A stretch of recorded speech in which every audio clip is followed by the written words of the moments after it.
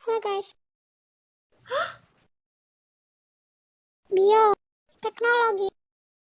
Apa itu? Apakah itu sejenis teknologi yang akan digunakan oleh alien untuk menginvasi bumi? Atau apakah itu teknologi yang diciptakan oleh para ilmuwan agar bisa mengalahkan alien yang ingin menginvasi bumi? Salah.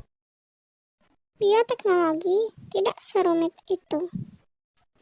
Bioteknologi adalah cabang ilmu yang mempelajari tentang pemanfaatan makhluk hidup. Makhluk hidup yang dimaksud adalah organisme. Selain organisme, produk dari makhluk hidup juga dimanfaatkan dalam proses produksi untuk menghasilkan barang atau jasa yang bermanfaat bagi manusia. Singkatnya adalah memanfaatkan makhluk hidup dalam proses produksi untuk menghasilkan barang atau jasa. Salah satu contoh produk dari hasil bioteknologi adalah tempe. Dalam proses pembuatannya, tempe memanfaatkan mikroorganisme Rhizopus oryzae yang difermentasi dengan kacang kedelai sehingga menghasilkan tempe. Secara umum, bioteknologi ada dua jenis. Yang pertama, bioteknologi konvensional. Bioteknologi konvensional terjadi secara alami dan dilakukan tanpa memahami bagaimana prinsip pembuatannya. Yang kedua, ada bioteknologi modern. Bioteknologi modern sudah melalui penelitian oleh para ahli. Bioteknologi memiliki peranan dalam meningkatkan produktivitas pangan, yang meliputi bioteknologi dalam bidang pertanian, bioteknologi dalam bidang peternakan, dan penggunaan mikroorganisme dalam pembuatan makanan. Bioteknologi pertanian. Dalam bioteknologi pertanian, ada beberapa cara yang dilakukan untuk meningkatkan produksi pangan, yaitu 1. Kultur jaringan, 2. Insektisida dari bakteri, 3. Menggunakan teknologi nuklir, keempat, pengolahan lahan pertanian, kelima, teknologi hidroponik, dan yang keenam, rekayasa genetika. Dan yang ketujuh, pembastaran. Teknik yang pertama, kultur jaringan. Apa itu kultur jaringan? Kultur jaringan adalah membudidayakan suatu jaringan makhluk hidup menjadi individu baru yang mempunyai sifat yang sama dengan induknya. Ada beberapa fase atau tahapan yang harus dilakukan agar bisa mendapatkan tanaman dari hasil kultur jaringan. Tahapan yang pertama adalah eksplant, yang kedua kalus, yang ketiga planet, dan yang terakhir aklimatisasi di rumah kaca. Teknik selanjutnya dalam bioteknologi pertanian adalah insektisida dari bakteri. Insektisida adalah zat yang dapat membasmi serangga. Insektisida sendiri terbuat dari cairan yang dihasilkan oleh bakteri yang bernama Bacillus thuringiensis. Cairan dari bakteri ini akan disemprotkan pada tumbuhan, sehingga hama yang memakan daun dari tumbuhan tersebut akan mati. Selain itu, bakteri ini juga dapat digunakan untuk merekayasa genetika tumbuhan agar bisa menghasilkan insektisidanya sendiri. Dan tumbuhan yang disisip dengan gen dari organisme lain disebut dengan tumbuhan transgenik. Ini sebabnya mengapa disarankan untuk mencuci buah atau sayuran mentah yang hendak dimakan, karena jika buah atau sayuran yang akan kita makan masih mengandung insektisida, maka kita bisa saja keracunan.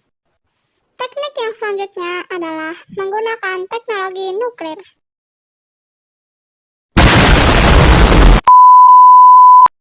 Salah ya guys, bukan begitu cara memanfaatkan nuklir dalam bioteknologi pertanian.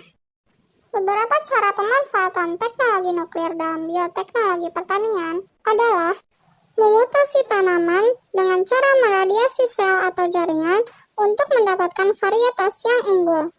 Lalu selanjutnya, memberantas hama menggunakan sinar radioaktif. Dan juga digunakan untuk mengawetkan makanan. Dan teknologi nuklir juga digunakan untuk mengetahui kapan masa pemupukan yang paling baik. Pengelolaan lahan pertanian.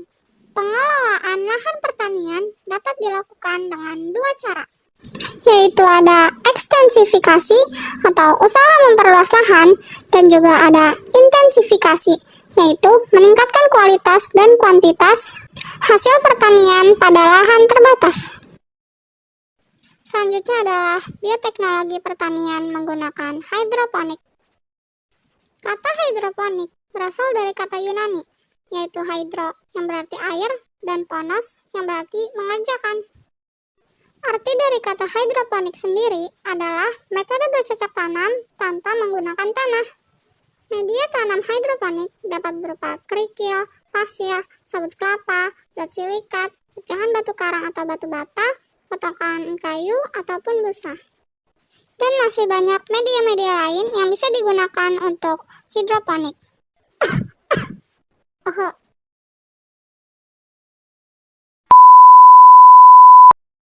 Oke, karena dia keselak, kita gantiin aja. Pembastaran. Apa itu? Sebenarnya bisa juga disebut sebagai hibridisasi atau persilangan. Ya, semacam kawin silang gitu. Bukan kayak gini ya. Tapi merupakan perkawinan antara dua individu yang berbeda sifat, namun masih satu spesies untuk menghasilkan individu baru yang punya sifat keduanya. Nah, sebagai contoh, padi varietas X yang punya sifat produksi gabah tinggi dan tidak cepat rebah dikawinkan dengan padi varietas Y yang punya sifat tahan hama dan umur panen pendek, maka dihasilkanlah padi varietas baru yang mempunyai 4 sifat tersebut, yaitu produksi gabah tinggi, tahan hama, tidak cepat rebah, dan umur panen pendek. Tadi kan di bidang pertanian, bagaimana jika di bidang peternakan? Pada hewan, ada namanya teknik cloning, yaitu duplikasi secara genetis atau yang disebut klona. Penelitian ini membuktikan bahwa organisme tingkat tinggi dapat dihasilkan tanpa melalui reproduksi seksual. Sama seperti tumbuhan, yaitu sapi A yang memiliki sifat daging gemuk dikawinkan dengan sapi B yang menghasilkan air susu yang banyak, maka dapat dihasilkan sapi baru yang memiliki sifat daging gemuk dan menghasilkan susu banyak. Di antara hewan yang dihasilkan melalui hibridisasi ini adalah sapi Santa Gertrudis, sapi Brangus, domba Marino, dan ayam Leghorn. Selanjutnya ada rekayasa genetika. Rekayasa genetika sendiri memiliki arti yaitu usaha memanipulasi gen dan DNA untuk merubah sifat organisme agar sesuai dengan keinginan manusia. Rekayasa ini dapat dilakukan dengan menambah, mengurang, atau menggabungkan dua DNA yang berasal dari dua organisme yang berbeda. Hasil DNA ini disebut dengan DNA rekombinan. DNA-nya disebut dengan rekombinan dan organismenya disebut dengan transgenik. Di sektor pertanian telah banyak rekayasa genetika guna meningkatkan produktivitas dan ketahanan pangan. Contohnya tanaman jagung, kapas, dan kedelai bete. Pada tanaman tersebut disisipkan gen cry dari bakteri Bacillus thuringiensis yang dapat menghasilkan kristalin, yaitu protein yang bersifat racun bagi serangga, terutama ulat bulu dan hama penggerek. Jadi, jika ada hama yang menggerogoti tanaman tersebut, dia akan mati deh. Ada juga beras golden rice yang kaya akan beta-karoten dengan cara menyisipkan 2 gen dari jenis bunga bakung dan 1 gen dari spesies bakteri ke tanaman padi. Nah, di Indonesia sendiri, tim peneliti Universitas Jember berhasil menghasilkan tebu yang tahan kekeringan yang disebut dengan tebu transgenik. Rekayasa genetika tak hanya dapat digunakan di bidang pertanian, tapi dapat pula digunakan di bidang peternakan. Contohnya, sapi perah yang disuntik dengan bovine growth hormone yang dibuat menggunakan bakteri Escherichia coli untuk meningkatkan produksi susu dan meningkatkan bobot daging ternak. Selain itu, ada juga yang namanya inseminasi buatan. Inseminasi buatan adalah proses pembuahan dengan bantuan manusia. Hah? Gimana sih prosesnya? Duh, bukan kayak gini ya. Inseminasi buatan ini juga dapat disebut sebagai kawin suntik. Nah, gini nih. Jadi, awalnya sperma dari hewan jantan unggul ditampung dulu di dalam cawan Petri. Sperma yang telah diproses kemudian dimasukkan ke dalam alat inseminasi buatan yang disebut insemination gun. Ya, alat ini yang digunakan untuk masukkan sperma ke rahim hewan betina dengan disuntikan secara perlahan. Dengan ini, sperma dari satu pejantan dapat membuahi banyak hewan betina dan meningkatkan angka kelahiran dengan cepat. Namun, hati-hati ya, karena jika tidak tepat, maka hewan tersebut tidak akan mengalami kebuntingan. Bioteknologi pengolahan pangan. Berbagai makanan dan minuman dibuat dengan memanfaatkan mikroorganisme seperti bakteri dan jamur. Hayo, siapa nih di antara kalian yang suka makan ini? Nah, keju itu tuh dibuat dengan cara mengasapkan susu dengan bakteri yang kemudian dikentalin dengan bubuk satu ini. Bakteri ini juga tak hanya digunakan pada keju, tetapi juga pada yogurt. Ada pula roti. Roti yang biasa kita makan atau kita beli di supermarket diproses dengan tepung terigu yang diberi bubuk ajaib ini. Agar saat dipanggang, roti akan mengembang karena adanya karbon dioksida hasil fermentasi. Namun, terkadang ada pula roti yang tidak mengembang. Kenapa ya kira-kira? Coba kalian jawab. Oke, ada juga bioteknologi di bidang kesehatan. Nih contohnya, antibiotik. Pasti pernah kan pakai obat ini? Selain kesehatan tubuh, bioteknologi juga bermanfaat untuk lingkungan, seperti memanfaatkan mikroorganisme dalam pengolahan limbah sehingga konsentrasinya berada di bawah ambang batas maksimum yang ditetapkan. Proses ini disebut dengan bioremediasi. Aduh, panjang juga namanya. Belum selesai. Ada pula pertambangan, yaitu mengekstraksi logam dari bijinya dengan bantuan bakteri satu ini.